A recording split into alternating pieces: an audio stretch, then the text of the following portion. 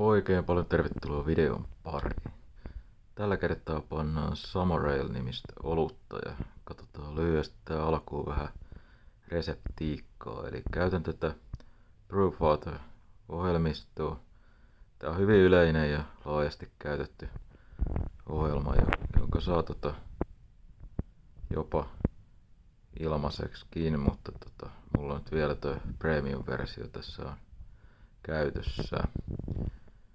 Eli lyhyesti on tämmönen vaalea olut, jossa väri näyttää suurin piirtein täältä ja noin 5% olisi tavoite saada. Käytetään maltaissa. Ei tuossa panjamonurkassa ei ollut Vikingin paleolea, mitä on yleisesti käyttänyt, niin korvasin sen sitten tällä brittiläisellä Simpsonsin Pale Bestillä. Siitä parisen kiloa. Sitten mulla on tuossa vähän isommassa säkissä varastoon jäänyttä pilsneriä, niin pistetään sitä 1,3 dextriiniä, 400 grammaa, noin 10%. Täällä saadaan vähän sitä runkoa ja semmoista pikkasta makeutta siihen. Ja saman verran sitten myös vehnämallasta. Saadaan vähän sitä semmoista sameutta ja pehmeitä suutuntumaa sit siihen. Täältä tehdään 20 litraa erä tällä kertaa.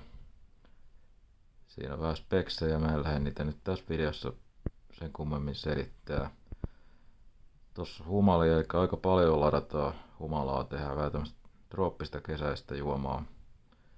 Ja Magnumilla otetaan vähän katkeroa tuohon 60 alussa. Sitten keiton loppupuolella sitä vielä sitraa. Ja sit vähän jäähdytellään ja laitetaan sinne sitten vähän hautumaan 20 minuutiksi vähän Brew 1 ja Saproa.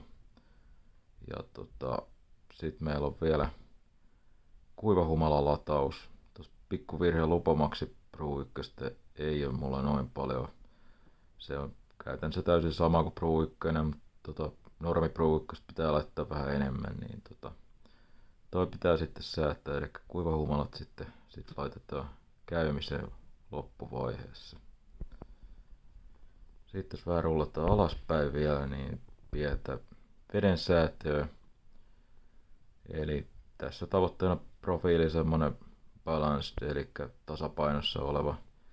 Ei korosteta mitään katkeruuksia tai sitten toisaalta myös mitään haluta semmoista täyteläisen pyöreyttä makeutta siihen. Ehkä vähän siihen pyöreeseen kallellaan.